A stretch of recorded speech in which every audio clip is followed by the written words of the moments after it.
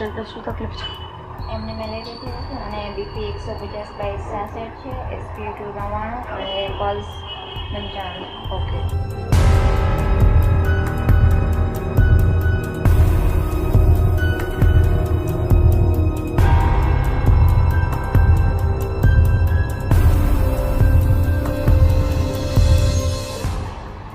ઠીક છે, હમણાં ચેક કરીને અંદર લખી નાખું જે પ્રોબ્લેમ છે.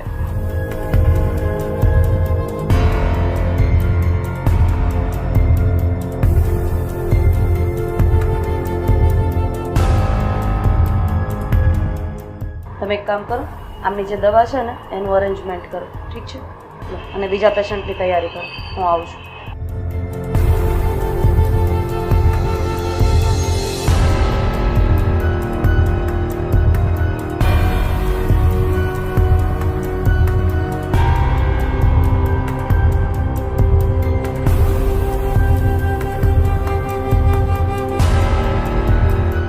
બોલો ને મેડમ, કેમ તમે મને ફોન કરીને બોલાવ્યો? કંઈ કામ હતું? ગિરીશભાઈ, તમે પ્રોફેસર તો છો જ, એની સાથે સાથે ઘણી બધી સેવાકીય સંસ્થા સાથે જોડાયેલા છો. તમારા સ્વભાવમાં સેવા અને મદદ છે, અને શહેરમાં કોઈ પણ જરૂરિયાતમંદ હોય એ વ્યક્તિ તમને નહીં ઓળખતું હોય એવું તો બને જ નહીં. એટલે એક સેવારૂપી તમારું કામ પડ્યો છે, એટલે તમને અહીંયા બોલાવ્યા છે. હા તે બોલો ને, શું મારી સેવા જોઈએ છે? ગિરીશભાઈ, આ દીકરીને તમે જોઈ રહ્યા છો. આ દીકરી બેભાન અવસ્થામાં રસ્તા ઉપર પડી. થોડા લોકો એને અહીંયા દવાખાને લઈને આવ્યા. જોકે એની સારવાર ચાલુ છે, પણ હવે એમાં તમારી મદદની જરૂર પડે એમ છે. હા તો બોલો ને બેન, મારે શું મદદ જોઈએ છે તમારે? ગિરીશભાઈ, આ દીકરીનું બોડી સાવ વીક પડી ગયું છે.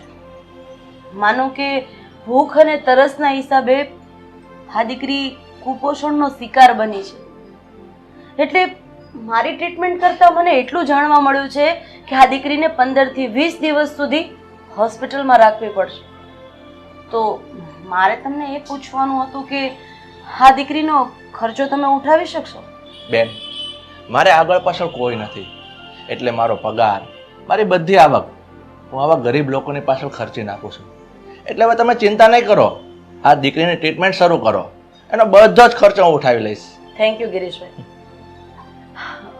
આ દીકરીનો જે પણ કંઈ ખર્ચો થાય એ તમે ઉઠાવી લેજો, અને હું આ મા હોસ્પિટલ તરફથી, એટલે કે મારી હોસ્પિટલ તરફથી તમને બનતી રાહત અપાવડાવીશ.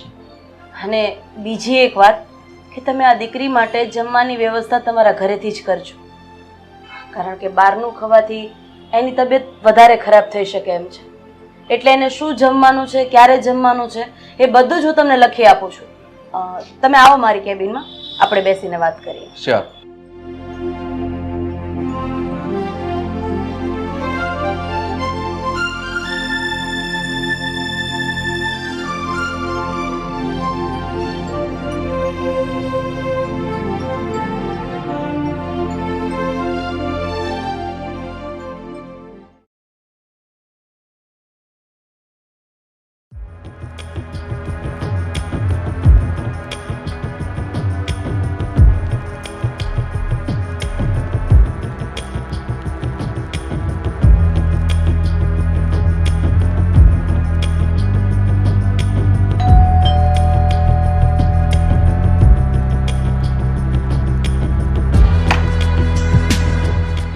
એ કોણ છે? ચૂપ. કોણ છે તું? ચૂપ. જરા પણ અવાજ નહીં કરતો. ત્યાં ત્યાં જ ઉભો રહે છે. હાલ ચાલ અહીંયા બેસ. ગભરાશો નહીં પ્રોફેસર સાહેબ, હું તમને એમ કઈ ગોળી નહીં મારી દઉં. અને આમ પણ મારા માટે તો તમે સોનાનું ઈંડું આપતી મરઘી છો, એટલે તમને તો હું જીવતા જ રાખીશ. એલા ભાઈ, પણ હું એમ કહું, તું છો કોણ? આ તું મારી પાસેથી અગાઉ 50,000 રૂપિયા પિસ્તોલ બતાવીને લઈ ગયો છો. આજે 92 રૂપિયા લેવા જ આવ્યો છું. જો પ્રોફેસર સાહેબ, મારી બેન હોસ્પિટલમાં બીમાર છે અને એની સારવાર માટે મને રૂપિયાની જરૂર છે. એટલે અત્યારે ને અત્યારે જેટલા રૂપિયા હોય એટલા મને આપી દો. પણ જવાન, અરે હું તો તને એમ કહું છું કે તું આવી રીતે ગુંડાગર્દી કરીને રૂપિયા શું કામ પડાવે છે? આ ઘર ચલાવવું હોય તો કંઈક મહેનત મજૂરી કર. એ પ્રોફેસર, હું અહીંયા તારું લેક્ચર સાંભળવા કે તારી પાસે ભણવા નથી આવ્યો. ચૂપચાપ 1 લાખ રૂપિયા મને આપી દે એટલે હું ચાલ્યો જાઉં અહીંયાથી. મારી પાસે હાલ હાથ ઉપર એટલા બધા રૂપિયા નથી. અરે જુઠ્ઠું બોલે છે તું. મને ખબર છે કે તારો પગાર મહિને 1 લાખ રૂપિયા છે ને તારી આગળ પાછળ આ તારા રૂપિયા વાપરવા વાળું બીજું કોઈ જ નથી. જો ભાઈ, તારી વાત ખરી છે કે મારો પગાર લાખ રૂપિયા છે, પણ ઈ લાખ રૂપિયા હું ગરીબોની સેવા પાછળ ખર્ચી નાખું છું. એટલે અત્યારે મારી પાસે મારા ખિસ્સામાં 2000 રૂપિયા સિવાય વધારે કાંઈ નથી. અચ્છા, તારી પાસે રૂપિયા નથી એમ ને? ચાલ, માની લીધું તારી પાસે અત્યારે રૂપિયા નથી, પણ આ બજારમાં તારી ઇજ્જત ને આબરૂ તો હશે ને? હે, આ તારા સગા સંબંધીઓ, તારું મિત્ર મંડળ, એની પાસેથી ઉછીના રૂપિયા લઈ લે, પણ ગમે એમ કરીને મને અત્યારે ને અત્યારે રૂપિયાની વ્યવસ્થા કરી આપ. પછી તું પાછા આપી દેજે તારા પગારમાંથી. મને અત્યારે જ રૂપિયા જોઈએ બસ. એ પ્રોફેસર, કોણ છે? કોણ છે અત્યારે? અત્યારે ટિફિન આપવાનો સમય થયો ને, એટલે ટિફિન આપવા વાળી બેન હશે. જો પ્રોફેસર, કોઈ ચાલાકી નહીં. અહીંયાથી બેઠા બેઠા જવાબ આપી દે ને. જતી રહે અહીંયાથી. બોલ. સાહેબ, ટિફિન આપવા આવી છું, બારણું ખોલો. હે પ્રોફેસર, તારે જે જવાબ આપવો હોય આપી દે, પણ એ અંદર ના આવી જોઈએ. હા, આપ જલ્દી જવાબ. હા બેન, તું એક કામ કર, હું અત્યારે બાથરૂમમાં નાવા બેઠો છું, તું ટિફિનના દરવાજાની બહાર મૂકી દે, હું નાઈને બહાર આવીશ ને તઈ લઈ લઈશ. હા સાહેબ, ટિફિન મૂકીને હું જાઉં છું હો. હે પ્રોફેસર, બાવણું ખોલીને જલ્દી ટિફિન લઈ આવો. અને હા, કોઈ જ હાથ ચાલાકીને અને ભાગવાની કોશિશ પણ નહીં કરતો. તારા બંદૂકની અંદર જેટલી ગોળીઓ છે ને બધી તરબી દઈશ. સમજી ગયા ને? ચાલ, થાને આગળ ચાલ.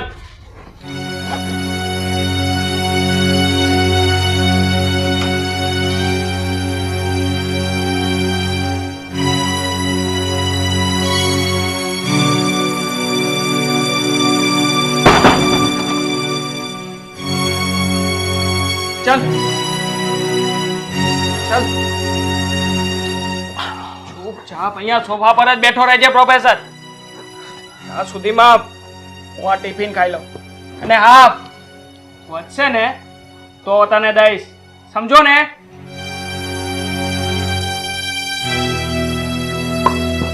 જોજે પ્રોફેસર, કોઈ ચાલાકી નહીં.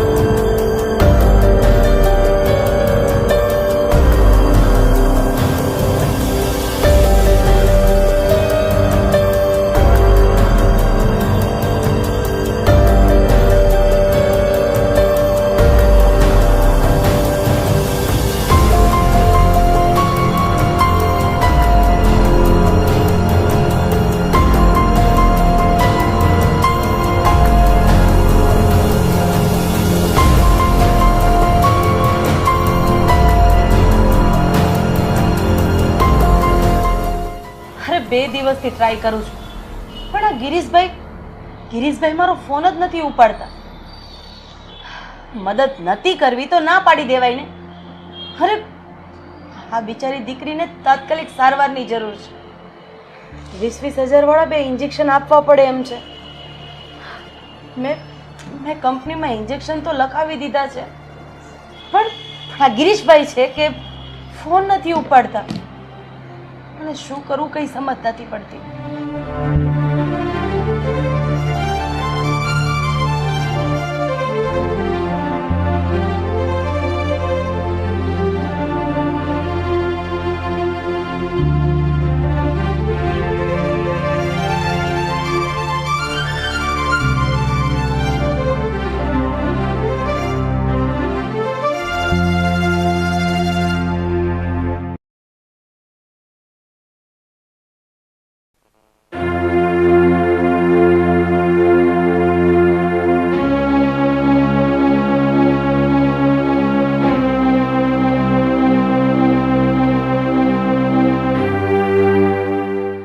પ્રોફેસર, હવે આ જ થાય છે. હા, છેલ્લા 3 દિવસથી તારા ઘરમાં પડ્યો છું ને એક પણ રૂપિયાની વાત જોઈને. જો તારે જે કરવું હોય એ કર, પણ હવે રૂપિયાની વ્યવસ્થા કરી આપ મને. તું સમજતો કેમ નથી? મેં તને કીધું ને કે તારે મારા હાથ પર ખાલી 2000 રૂપિયા સિવાય 1 રૂપિયો નથી, અને ઘરમાંય નથી. હા, તો પછી તારી બેંકમાં તો હશે ને? તો ચાલો બેંકમાં જઈને ઉપાડી આવીએ. જો ભાઈ, હું મારા પગારના રૂપિયા બેંકમાં મૂકતો જ નથી, કારણ કે જે પૈસા આવે છે ને એ બધા પૈસા હું ગરીબોની પાછળ વાપરી નાખું છું, એટલે રૂપિયો વધતો જ નથી, તો બેંકમાં ક્યાંથી મૂકું? પ્રોફેસર, મારે તારી કોઈ જ વાત સાંભળવી નથી. જેટલું બને એટલું જલ્દી રૂપિયાની વ્યવસ્થા કર, નહીતર આ પિસ્તોલની અંદરની બધી ગોળીઓ ધરબી રહે સારી અંદર. જો ભાઈ, આ તું જે કરે છે ને એ સારું નથી. તું આ ક્રાઇમ કરવા જઈ રહ્યો છે. અને તને ખબર છે, આ મારી કોલેજ ચાલુ છે, 3 દિવસથી મારાથી કોલેજ નથી જવાયું, એટલે તું આ બધું મૂકી દે. આ સારું નથી. સર, તું સમજતો કેમ નથી? અત્યારે મારી બેન સિરિયસ છે. મારી પાસે આ તારું ભાષણ સાંભળવાનો સમય નથી. જો લાસ્ટ ચાન્સ આપું છું તને. ઠીક છે, હું તને રૂપિયાની વ્યવસ્થા કરી આપું, પણ આ વ્યવસ્થા કરવા માટે તારે મને ઘરની બહાર જવા દેવો પડશે, તો જ થશે. એટલે છટકી જવું છે તારે, એમ ને? શું તું મને મૂર્ખ સમજે છે? જો ભાઈ, તારે રૂપિયા જોતા હોય ને તો આટલો વિશ્વાસ તો તારે મારી પર રાખવો જ પડશે. આ બાજુની સોસાયટી, રાધવ સામે સોસાયટીમાં મારો એક મિત્ર રહે છે, મારે એની પાસે જવું પડે એમ છે. ઠીક છે, તારે રૂપિયાની વ્યવસ્થા કરવા માટે બહાર જવું પડે એમ હોય ને તો હું પણ તારી પાછળ આવીશ. અને હા, ભાગવાની કોશિશ કરી છે ને તો હર બજારે તને ગોળી મારી દઈશ. ચાલ હવે અહીંયાથી. પ્રોફેસર, રાધા કોણ છે આ રાધા? છેલ્લા 3 દિવસથી આના ફોન આવાવ કરે છે. જો પ્રોફેસર, હવે આનો ફોન આવે ને તો કાપી નાખજે, ઉપાડતો નહીં. ચાલ. ઠીક છે, ચાલ જઈએ.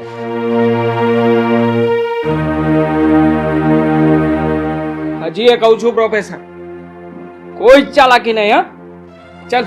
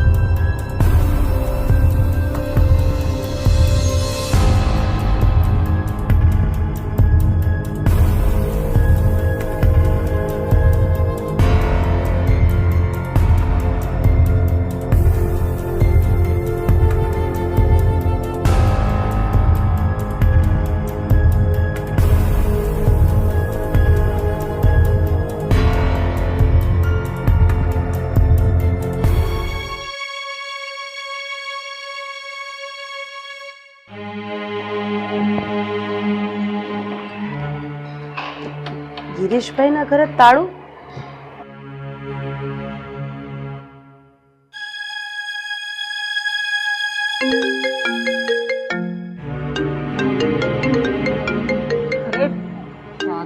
રાધા રાધા લે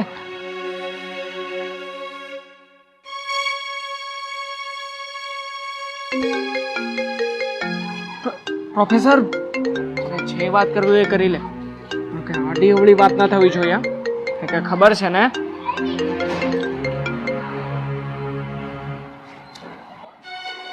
હાલો ગિરીશભાઈ. હા ગિરીશભાઈ, અરે હું 3 દિવસથી તમને ફોન લગાડું છું. તમે ક્યાં છો? હું તમારા ઘરે આવી પણ તમારા ઘરે પણ તાળું છે. તમે મારો ફોન કેમ નહોતા ઉપાડતા? મેડમ, હું ત્યારે એક મુસીબતમાં ફસાઈ ગયો છું એટલે તમારો ફોન નથી ઉપાડતો હું. પણ ગિરીશભાઈ, શું વાત છે? તમે છો ક્યાં? શું પ્રોબ્લેમ છે? મેડમ, એ બધું હું તમને પછી કહીશ, પણ અત્યારે તમે ફોન મૂકો, પછી હું તમને વાત કરીશ.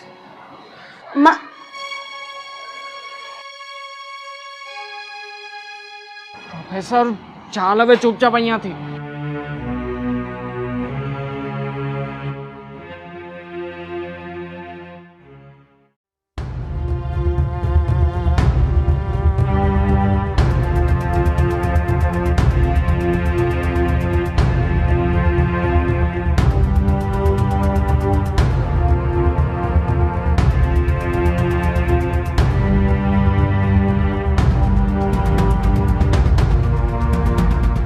હાલે, આ 50,000 રૂપિયાની સગવડ થઈ છે. હા શું પ્રોફેસર, ખાલી 50,000? તારા ફ્રેન્ડે તને ખાલી 50,000 રૂપિયા જ આપ્યા? અરે તો શું કરું? એની અરે ઝઘડો કરું, એને મારું કે એના ઘરમાં ચોરી કરું? આ તો સારું કહેવાય કે એને 50,000 રૂપિયા આપ્યા. આ તો એનો ઉપકાર થયો કહેવાય. પણ મારે 50 નહીં, લાખ રૂપિયાની જરૂર છે. અરે અરે તમે સમજતા કેમ નથી? કદાચ મારે લાખ રૂપિયાથી પણ વધારે ખર્ચો થાય એમ છે. મારી બેન હોસ્પિટલમાં સિરિયસ છે. જો ભાઈ, આ મારાથી જે સગવડ થઈ ને એ 50,000 રૂપિયા તને આપ્યા, અને હવે વધારે તારે આનાથી જરૂર હોય તો તું જાને બીજાની ઘેરે જા, બીજાના ઉપર બંદૂક તાક, એની પાસેથી માંગી લે. એ પ્રોફેસર, તું મને ના શીખવાડા. અને હું કઈ ભિખારી નથી કે ઘરે ઘરે જઈને ભીખ માંગતો ફરું. અહીંયા આવ્યો છું ને, અહીંયાથી જ કામ પૂરું કરીને જઈશ. પણ મને તો એક વાત નથી સમજાતી, તું દર વખતે મારી પાસે શું કામ આવે છે પૈસા માંગવા? આ દુનિયામાં કોઈ બીજા ઘર નથી? બીજા ઘર બળી મેળ્યા છે? મને લાગે છે ટિફિનનો સમય થઈ ગયો છે ને ટિફિન જ આવ્યું લાગે છે. ચૂપચાપ ટિફિન લઈ લે. સમજી ગયો ને પ્રોફેસર, તારે શું કરવાનું છે? ચાલ ચાલ ઉઠ.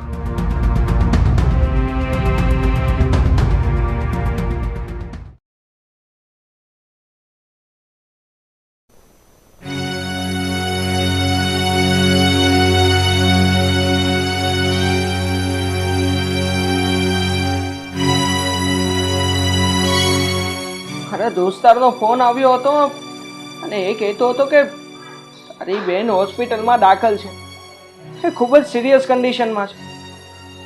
અને એમ પણ કહેતો હતો કે ગમે ત્યાંથી લાખથી 1.5 લાખ રૂપિયાની સગવડ કરી લે. અને શું કરું મને કંઈ સમજાતું નથી. પણ મારી બેન તું ચિંતા નહીં કર, હું રૂપિયાની વ્યવસ્થા ગમે ત્યાંથી કરી લઈશ. હું તને કંઈ નહીં થવા દઉં મારી બેન.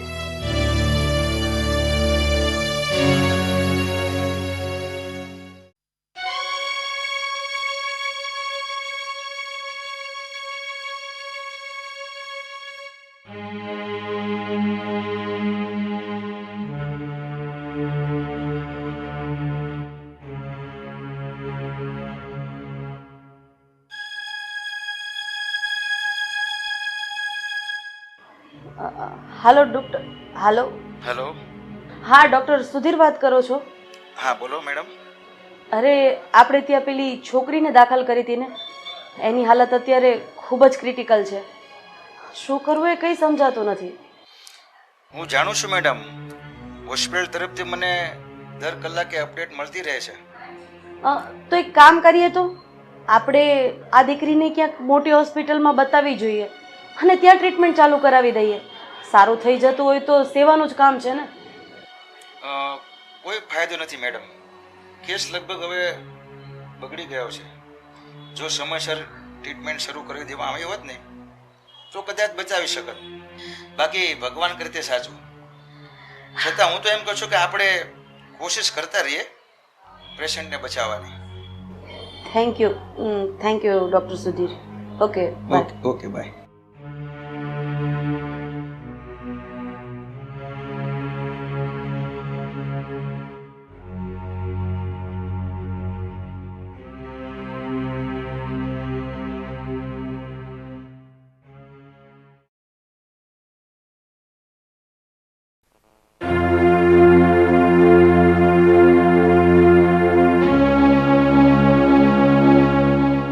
પ્રોફેસર બહુ થયું હવે. હા, તારે જ્યાં છેડા અડાડવા હોય ત્યાં અડાડ, જેને ફોન કરવા હોય તેને કર, પણ ગમે ત્યાંથી પૈસાની વ્યવસ્થા કર. ચાલ.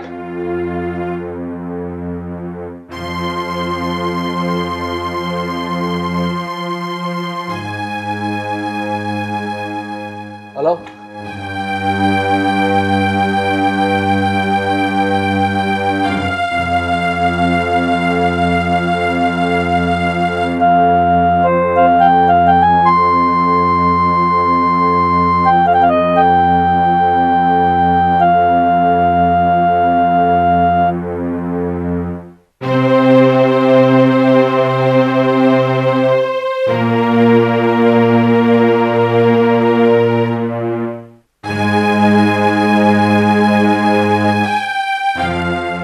પ્રોફેસર, શું કહ્યું આ તારા સંબંધીઓએ? જો ભાઈ, આ તારી નજર સામે 3 થી 4 જણાને ફોન લગાડ્યો, પણ બધા એવું કહે છે કે અત્યારે પૈસા અમારી પાસે હાજરમાં નથી, એટલે તમારે થોભવું પડશે. કોઈ 8 દિવસનું કીધું છે, કોઈએ 10 દિવસનું કીધું છે, તો કોઈએ 15 દિવસનું કીધું છે. તો શું કરું બોલ? ઠીક છે પ્રોફેસર, તારી આ વાતને હું માની લઉં છું. ચાલ ને, તારી પાસે રોકડા રૂપિયા નથી, પણ ઘરમાં સોનું, ચાંદી, દાગીના, ઝવેરાત એવું તો કઈ હશે ને? હું એ વેચીને રૂપિયા લઈ લઈશ. ક્યાં છે? ચાલ કાઢ. જો ભાઈ, આ સોનું, ચાંદી, ઘરેણા આ બધાનો મને કોઈ શોખ નથી, એટલે એક તોલોય મારી પાસે સોનું નથી. અને બીજી વાત, અને કદાચ હતા ને એ અમે ગરીબો પાછળ વેચીને ખર્ચી નાખ્યા છે, એટલે મારી પાસે કોઈ વસ્તુ અત્યારે હાજરમાં નથી. હે પ્રોફેસર, તું મને મૂર્ખ ના સમજ. હા, અને આ મારી આગળ હોશિયારી કરતો જ નહીં. હા, આ તારા બધા ઝવેરાત, સોનું, ચાંદી આ બધું તારી તિજોરીમાં જ પડ્યું હશે ને? ચાલ, તારી તિજોરી બતાવ મને. જો ભાઈ, તને વિશ્વાસ ન આવતો હોય ને, તું ઊભો થા, તારી જાતે જ જોઈ લે. ચાલ. હા ચાલ.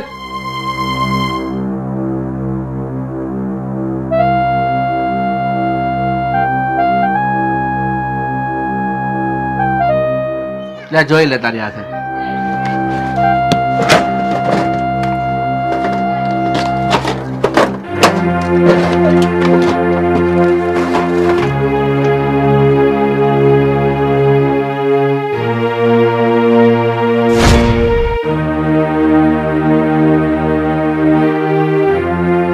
પ્રોફેસર, આ કોનો ફોટો છે? આ મારી પત્નીનો ફોટો છે, બીજો કોનો હોય? શું આ ફોટામાં તમારી સાથે ઊભા છે એ તમારા પત્ની છે? હા ભાઈ, આ મારી પત્ની અરુણાનો ફોટો છે. આજથી 15 વર્ષ પહેલા એ મારી સાથે ઝઘડો કરી મારા 2 બાળકોને લઈને ઘર છોડીને જતી રહી છે. પણ ભાઈ, તું શું કામ રડે છે?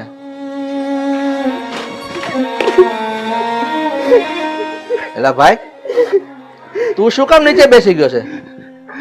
તું ઊભો થા.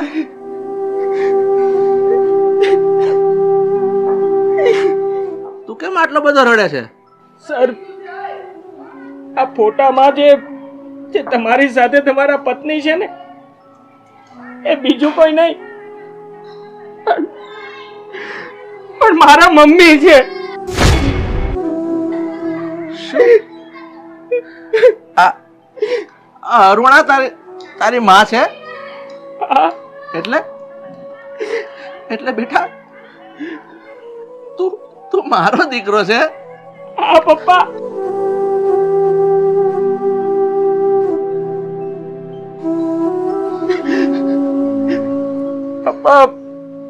પપ્પા, બની શકે તો મને માફ કરી દેજો. મેં મારા પપ્પા ઉપર જ બંદૂક રાખી અને ન કહેવાના વેણ કીધા અને ન કરવાનું વર્તન તમારી સાથે કર્યું છે. પપ્પા મેં તમને 3 દિવસ સુધી તમારા જ ઘરમાં ગોંધી રાખ્યા. મને માફ કરી દેજો પપ્પા.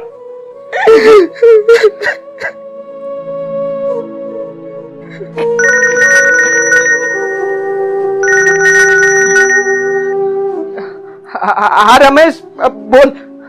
અરે રવિ તું કેવો છે યાર?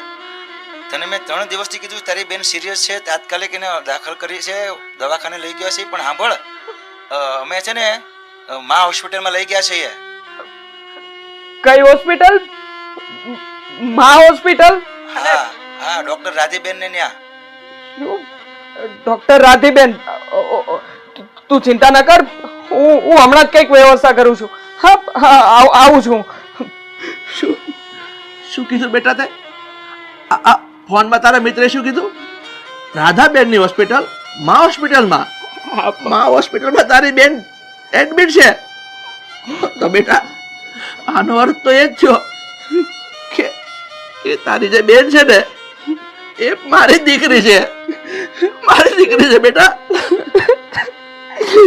દીકરા હવે તું ચિંતા નહીં કર, હું થોડો ફ્રેશ થઈ જાઉં ને રૂપિયાની સગવડ કરી આપણે હોસ્પિટલ જઈશું.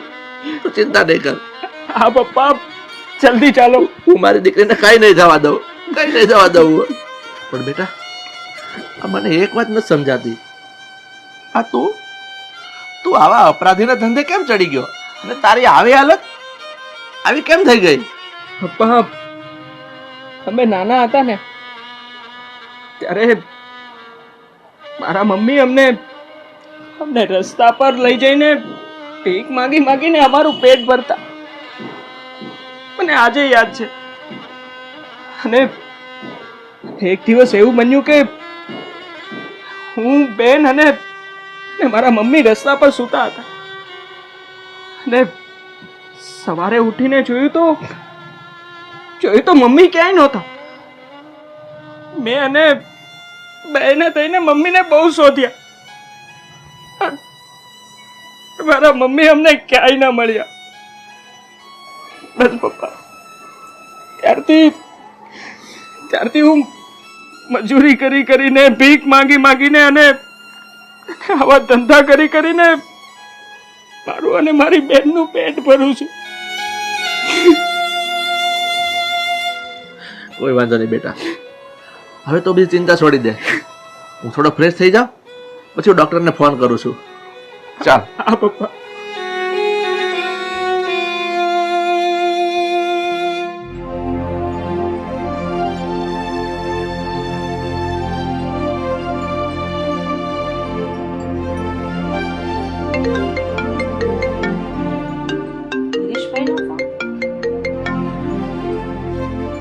બોલો ગિરીશભાઈ. હા મેડમ, પેલી દીકરી તમારી હોસ્પિટલમાં છે, એને હવે કેમ છે? હો, તમને અત્યારે ટાઈમ મળ્યો કે દીકરી કેમ છે, ક્યાં છે એ પૂછવાનો? બેન હવે એ બધું છોડો, હું ત્યાં હોસ્પિટલ આવું જ છું. ના ગિરીશભાઈ, તમારે હોસ્પિટલ આવવાની કોઈ જરૂર નથી. એ દીકરીને લઈને હું તમારા ઘરે જ આવું છું. તમે પોતે જ જોઈ લો કે તમે એને મદદ નથી કરી તો એ દીકરીની હાલત કેવી છે. હા હા તો કોઈ વાંધો નહીં બેન. સારું ત્યારે.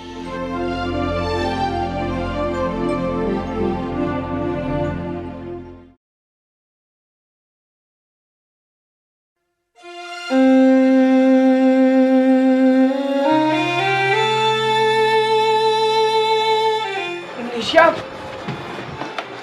અરે બેટા કેમ છે બેટા? આસ્તે. નિશા, એકદમ નિરાતે. નિશા બેસાડ દે યાર.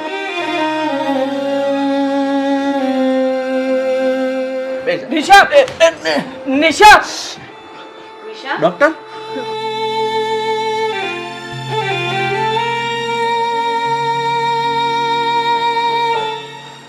નિશા, નિશા, નિશા મારી બેન ઉઠ ને. બેન મને આમ છોડીને ન જા બેન. નિશા ઉઠ ને. નિશા નિશા મારી દીકરી તું તને બચાવી ન શકે બેટા મને માફ કરી દે ગિરીશભાઈ મારી દીકરી એટલે મને કઈ સમજ ના પડી આ નિશા મારી જ દીકરી છે અને હું મારી જ દીકરીને બચાવી ન શક્યો હવે અફસોસ કરવાથી કોઈ ફાયદો નથી ગિરીશભાઈ કુદરતે તમને એક મોકો આપ્યો હતો તમારી દીકરીને તમારા ખોડે માથું નાખીને સુવાડવાનો અને આજે એક બાપ તરીકે તમે જે રોઈ રહ્યા છો ને એના જવાબદાર માત્ર ને માત્ર તમે છો તમારી દીકરીની સમયસર ટ્રીટમેન્ટ કરી આવી હોત ને તો આજ તમારી દીકરી તમારી સામે હસતી હોત સારું ત્યારે હવે હું રજા લઉં છું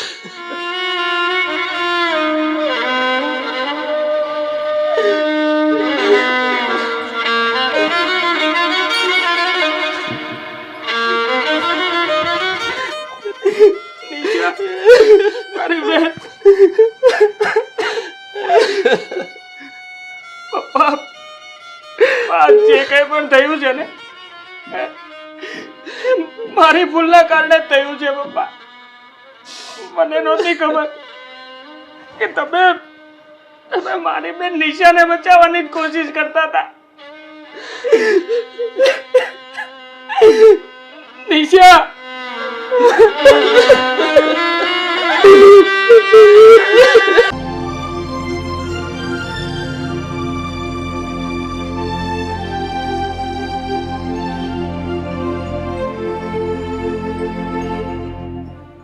અજય ડોક્ટરે શું કીધું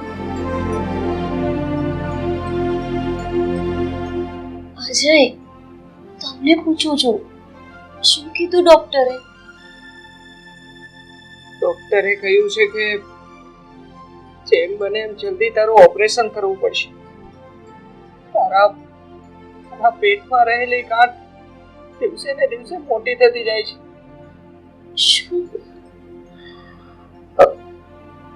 અજય પણ તમે જરાય ચિંતા નહીં કરતા બધું સારું થઈ જશે અને આ તો એક નાની બીમારી છે તમારે કઈ વધારે ચિંતા કરવાની જરૂર નથી હા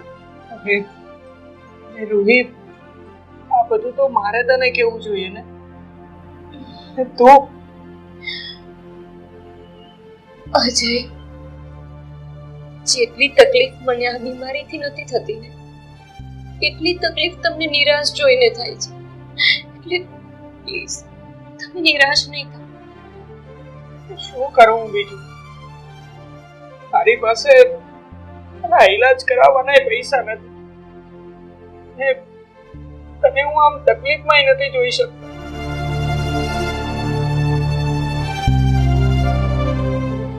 અજય તમે એક કામ કરો ને તમે તમારા શેઠ પાસે મદદ માંગો એ તમને મદદ કરશે જ ને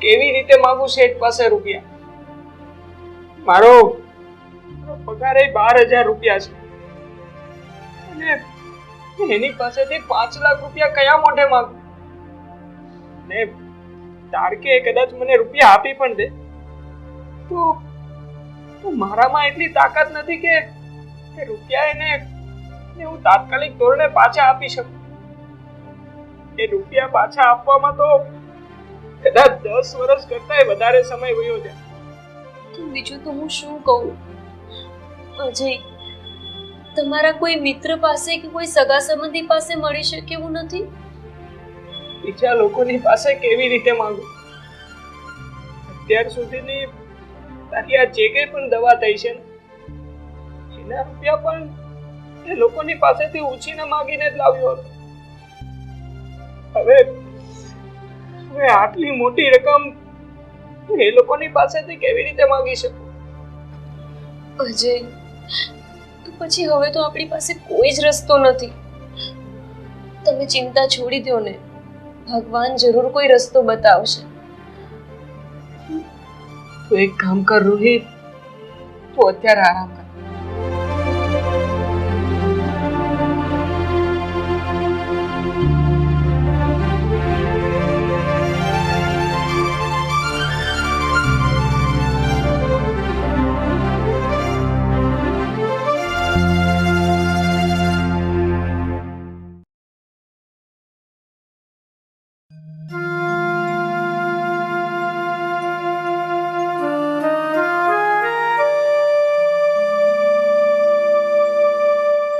આજનું કામ બધું વ્યવસ્થિત રીતે પતી ગયું છે.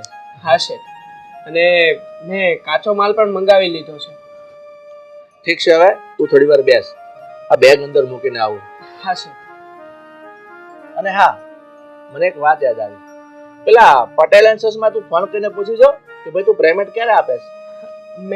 મેં કાલે સાંજે જ એમને ફોન કર્યો હતો. એ કહેતા હતા કે આજ સાંજ સુધીમાં એ કરી આપશે. ઠીક છે, આજ સાંજ સુધી હું રાહ જોઉં છું, અને સાંજે નો આવે ને તો પછી બધું મને ફોન કરજે. મને એની પાસે સારી રીતે ઉઘરાણી કરતા આવડે છે. હા શેઠ. સારું, તું હવે બેસ, હું આ બેગ મૂકીને આવું. અને હા, તારે જવું હોય ને તો તું જાજે, કારણ કે હું પૂજા પાઠ કરીશ ને, મારે થોડી વાર લાગશે. હા શેઠ, તો હું પણ નીકળું છું.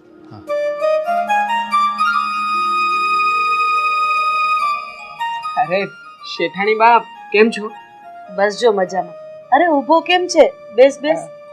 નાના શેઠાણી બા, મારે કામ છે ઓફિસે, એટલે જવું પડશે. કેવું ચાલે છે બધું? બરાબર ને? બસ આ તમારી કૃપા. અરે કૃપા તો બધી ઉપરવાળાની છે, આપણે તો ખાલી નિમિત્ત બનીએ છીએ. અરે તમારા જેવા લોકોને લીધે તો અમારા ગરીબ માણસોના ઘર ચાલે છે. બાકી એક સમય તો હું નોકરી માટે આમ તેમ ભટકતો હતો. હા, શેઠની નજર મારા પર પડી અને મને નોકરીએ રાખી લીધો. બાકી મારી પાસે તો ઝેર ખાવાના પૈસા નહોતા. એ બધું છોડ. આ તારા શેઠ જો તને ત્યાં ઓફિસે હેરાન કરે ને તો ઘરે આવીને તું મને બધું કહી દેજે, કારણ કે એ શેઠ ખાલી ઓફિસના છે, બાકી આ ઘરની શેઠાણી તો હું જ છું ને. અરે નાના શેઠાણી બા, આ શેઠ કોઈ દિવસ એવું કરે જ નહીં. એ તો ભગવાનના ઘરના માણસ છે. હા હો, ઈ તારી વાત સાચી. હું તો મજાક કરતી હતી. તું બેસ, હું ગરમા ગરમ ચા બનાવીને લાવું. અરે નાના શેઠાણી બા, તમે શું કામ ને તકલીફ લો છો? કીધું ને, આ ઘરની શેઠાણી હું છું, એટલે હું કહું એમ જ થાય. બેસ, હું ચા લઈ આવું. ઠીક છે શેઠાણી બા.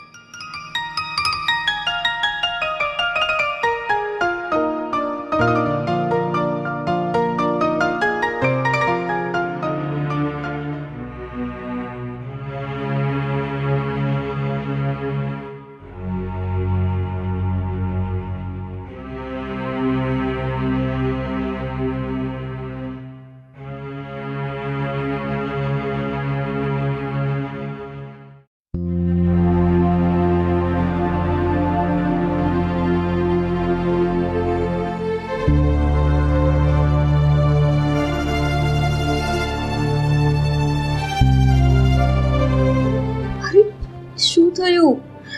કેમ આમ ગભરાયેલા છો?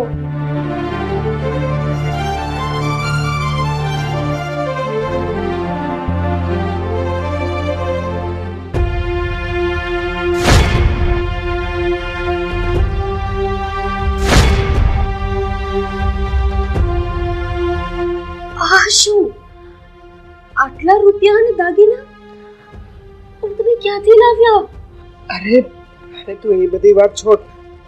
આ બધા રૂપિયાને ઘરેણા ભગવાને તારા ઈલાજ માટે જ મોકલ્યા છે. અજય, એવું નહીં. તમે સાચું બોલો. આ બેગ કોનું છે? આ ઘરેણા અને પૈસા કોના છે? આ બેગ મારા શેઠનું છે.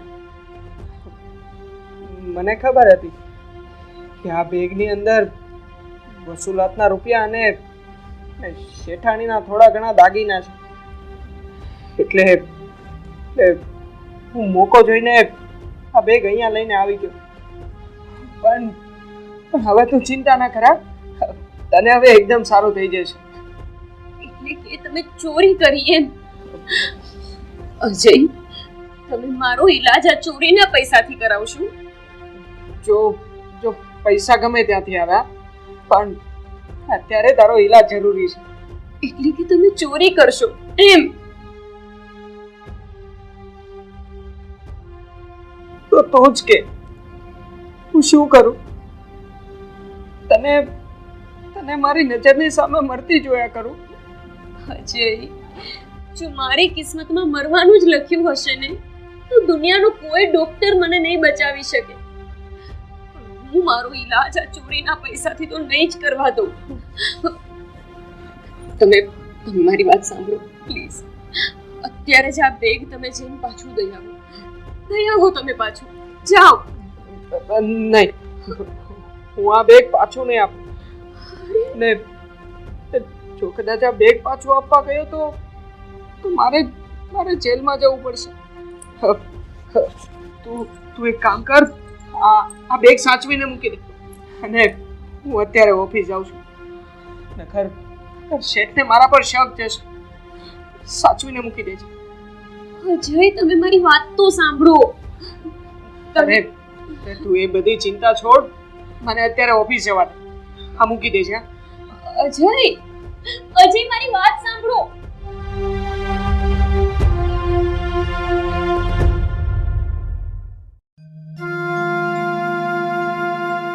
રાધા, એ રાધા, શું થયું પણ? કેમ રાડારાડ કરો છો? આવું ઘેરે આવો ત્યારે મારા હાથમાં ઓફિસની બેગ હતી. ઈ તે લીધી? એ તો તમે અંદર નહોતી મૂકી. અરે પણ તમે પેલા બેહો અહીં અને શાંતિથી વિચારો. પણ હું તને એમ કહું, આ બેગ મૂકી પછી કોઈ રૂમમાં આવ્યો તો? ખબર નહીં, પણ હા, કદાચ ઓલી કામવાળી ઘરમાં ગઈ હતી. પણ હતું હું બેગમાં? અરે એ બેગની અંદર ઉઘડેલા રૂપિયા હતા, અને તે ઓલા દાગીના રિપેર કરવા આપ્યા હતા ને, એ બધા દાગીના અંદર હતા. અને સૌથી જરૂરી તો અંદર દસ્તાવેજની ફાઇલ હતી, જે આપણે જમીન હમણાં લીધી ને એના. અને તને ખબર છે, એનો માલિક હવે અમેરિકા નીકળી ગયો છે સહી કરીને. હવે જો એ નહીં મળે ને તો બહુ મોટી નુકસાની થાય. એ ભગવાન, આ બધું શું થઈ ગયું? અરે હું એ જ તો વિચારું છું કે હવે શું કરવું. પણ પેલા તમે મને એ કહો તો, તમે રૂમમાં બરોબર ચેક તો કર્યું છે ને? અરે બાપા, આખી રૂમ જોઈ લીધી, કબાટ જોઈ લીધું, બધું જોઈ લીધું, ક્યાંય નથી. હવે તો આપણી પાસે એક જ રસ્તો છે. એક કામ કરીએ, આપણે પોલીસમાં રિપોર્ટ લખાઈ દઈએ. જેટલું ખોવાણું ને એ બધું ત્યાં જઈને કહી દે. અરે નહીં રાધા, આ પોલીસ કેસની તો આવી ભૂલ કરાય એમ જ નથી. તને ખબર છે, આ બધો બ્લેક નો માલ હતો, બ્લેક ના પૈસા હતા. ઉલટાને આપણે ફસાઈ જાવું. યાદ તમારી યારે અજય આવ્યો તો? અજય તો નહીં રાધા, અજય એવો છોકરો નથી. એક ઈમાનદાર માણસ છે. ગમે તે થાય, ચોરને તો હવે હું પકડીને જ રહીશ.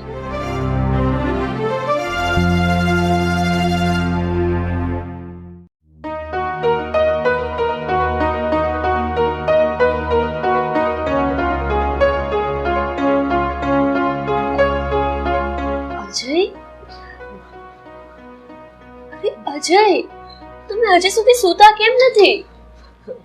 અરે શું થયું? મને ઊંઘ જ નથી આવતી. અજય, તમને ઊંઘ ક્યાંથી આવે? તમે આજે જે ખોટું કામ કર્યું છે ને, એ લગભગ તમને ક્યારેય ચેનથી નહીં સુવા દે. પણ લોકો તો કરોડોનું ખોટું કરે છે ને એ લોકો તો સુખ ચેનથી જીવે છે. અજય, તમે ગયા છો ક્યારે કોઈના ઘરે જોવા કે જેણે ચોરી કરી હોય, ખોટા પૈસા કમાયા હોય અને પાછા ચેનથી પણ જીવતા હોય? જુઓ અજય, હરામનો પૈસો હરામમાં જ જાય. એ પૈસો ક્યારેય ચેનથી નથી જીવવા દેતો. અફસોસ તો મને એ વાત તો થાય છે કે શેઠ મારા પર આંધળો વિશ્વાસ કરે છે, અને મેં એમની સાથે વિશ્વાસઘાત કર્યો છે, નમક હરામી કરી છે. જુઓ, હું તમને એટલે જ કહું છું, ક્યારેય કોઈના વિશ્વાસનો અવિશ્વાસ ન કરાય. આમ પાછળથી પ્રહાર ન કરાય. બની શકે કે તમારા શેઠને નહીં ખબર હોય કે તમે ચોરી કરીને આવી ગયા છો. પણ ભગવાન તો બધું જોતા હશે ને. મારી વાત સાંભળો. બની શકે કે આપણે આ પૈસાથી ઓપરેશન કરાવી લઈએ, હું સાજી પણ થઈ જાઉં. પણ એવું જીવન શું કામનું કે જેની માથે ચોરી કર્યાનો બોજ હોય? નથી જીવવું મારે આવું જીવન. મરી જવા દો મને. આ બેગ હજુ કહું છું, પાછું દઈ આવો પ્લીઝ, પાછું દઈ આવો. આ કેવી વાત કરે છે? હું આ બેગ પાછું આપવા જઈશ અને શેઠ પોલીસ કેસ કરી દેશે તો? ના, હું આ બેગ પાછું આપવા નહીં જાઉં. જો અજય, હવે ભૂલ થઈ જ છે તો એક વખત શેઠ પાસે જઈને તમારી ભૂલ સ્વીકારી લો, સાચું કહી દો એમને. પછી આગળ શું કરવું એ એમને જોવાનું છે. અને હું તમારા શેઠને ઓળખું છું, મને ખાતરી છે કે એ તમને ચોક્કસ માફ કરી દેશે. પણ કેવી રીતે હું સાચું કહી દઉં? મને બહુ ડર લાગે છે. અજય, મારી વાત સાંભળો. તમે અત્યારે શાંતિથી સૂઈ જાઓ. તમે બિલકુલ ચિંતા નહીં કરો. કાલે આપણે બંને સાથે જશું. હું પણ તમારી સાથે આવીશ ને. એક વખત એમની સામે તમે તમારી ભૂલ સ્વીકારી લો, બસ. પછી જે થવું હશે એ ભગવાનને જોવાનું છે. આપણે ખાલી જે કર્યું છે એ સ્વીકારવાનું છે. અને જ્યારે આટલી મોટી ભૂલ કરતા તમને ડર ન લાગ્યો તો હવે ભૂલ સ્વીકારવામાં શાનો ડર? ચલો, તમે જરાય ચિંતા કર્યા વગર સૂઈ જાઓ શાંતિથી.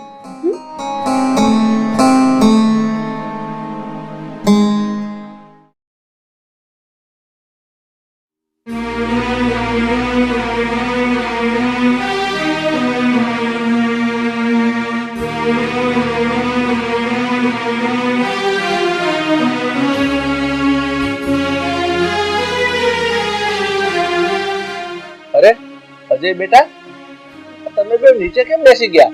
ત્યાં ઉપર બેસો. શેઠ, મેં કામ જ નીચે બેસવા જેવું કર્યું છે. બેટા, તું આ કેવી વાત કરે છે?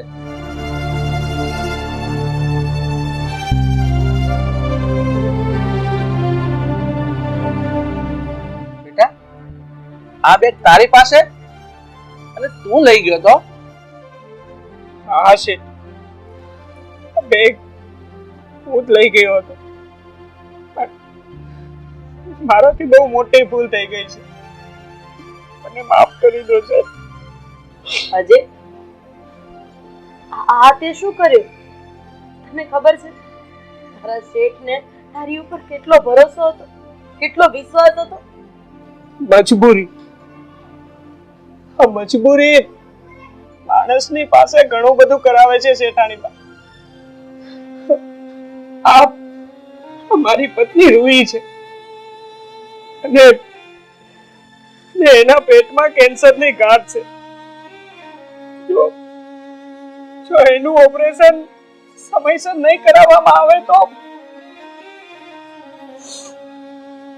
મારી પાસે આના સિવાય બીજો કોઈ જ રસ્તો નહોતો.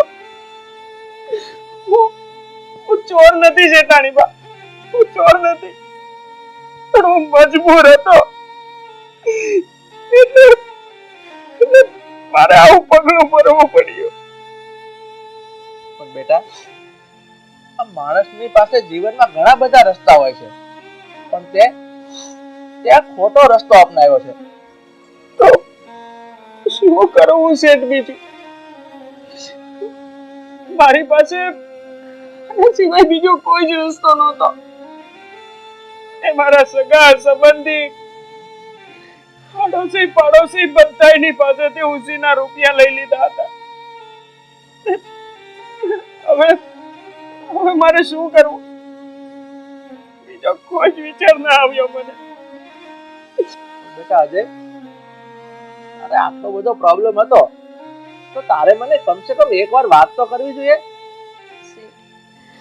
મેં એમને કીધું કે તમારી સાથે વાત કરે, પણ અગાઉ અમારા અનેક ખર્ચા માટે એમણે તમારી પાસે ઉપાડ લીધા જ હતા. એટલે એમને તમારી સાથે આ વાત કરવાની હિંમત જ ન થઈ. વાહ, શેઠ હારે વાત કરવાની હિંમત ન થઈ, પણ શેઠના ઘરે ચોરી કરવાની હિંમત થઈ ગઈ નહીં? ભૂલ થઈ ગઈ શેઠાણીમાં, બહુ મોટી ભૂલ થઈ ગઈ. એટલે જ આ ભૂલ સુધારવા આવ્યો છું. માફ કરી દો.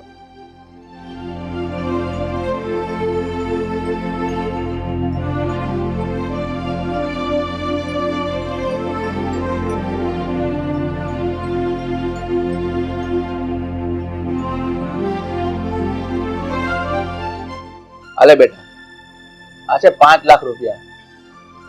અરે આ શું છે? એક ચોરને સજા આપવાને બદલે તમે તમે મદદ કરી રહ્યા છો. હા, આ જે મારી બેગ લઈ ગયો હતો ને એ ચોર હતો, અને મારી બેગ જે પાછી આપવા આવ્યો છે ને એ ચોર નહીં પણ એક ઈમાનદાર માણસ છે. અરે ભૂલ તો માણસથી જ થાય ને, અને તું આમે અમારા દીકરા જેવો છો. દરેક ભૂલની સજા આપવી જરૂરી નથી હોતી. બેટા, તને ખબર છે આ બેગમાં એક દસ્તાવેજ છે, એ 3 કરોડ રૂપિયાનો છે. જો એ પાછો ન મળત ને તો મને ઘણી મુશ્કેલી પડત. બેટા અજય, આટલો બધો શું વિચાર કરે છે? હાલે આ 5 લાખ રૂપિયા તું રાખ. અરે પણ શેઠ, આ રૂપિયા હું તમને કેવી રીતે પાછા આપી શકીશ? બેટા, આ પૈસા મારે પાછા નથી જોઈતા. આ પૈસા તારી ઈમાનદારીનું ઇનામ છે, અને તું રોહીનો ઈલાજ ચાલુ કરી દે, અને એની તમામ જવાબદારી હું લઉં છું, કારણ કે રોહીને આજથી હું મારી દીકરી માનું છું. અને બીજી વાત કે આજથી તારો પગાર 30,000 રૂપિયા. હવે તો તું ખુશ ને? શેઠ, તમે મારા માટે તો માણસ રૂપે ભગવાન સમાન છો. દેવતા છો, દેવતા. મેં તો મારા મા બાપ નથી જોયા, પણ આજે મને મા બાપ મળી ગયા. તમને ખબર છે શેઠ, નાની એવી ભૂલ કરી હોય ને તો પણ કોઈ સજા આપ્યા વગર છોડતું નથી, અને તમે આમની આટલી મોટી ભૂલને માફ કરી દીધી અને સાથે મદદ પણ કરી. ભગવાન કરે સંસારમાં આવા અનેક માણસો બને કે જે કોઈને કોઈ રૂપે મદદ કરવા માટે આવે. હું તમારો આ ઉપકાર ક્યારેય નહીં ભૂલું, ક્યારેય નહીં ભૂલું. અજય, જોયું ને ઈમાનદારીનું પરિણામ કેવું આવ્યું? અમને અમારા જરૂરી દસ્તાવેજ મળી ગયા, અને તને રૂહીના ઈલાજ માટે પૈસા, અને તારા પગારમાં પણ વધારો થઈ ગયો.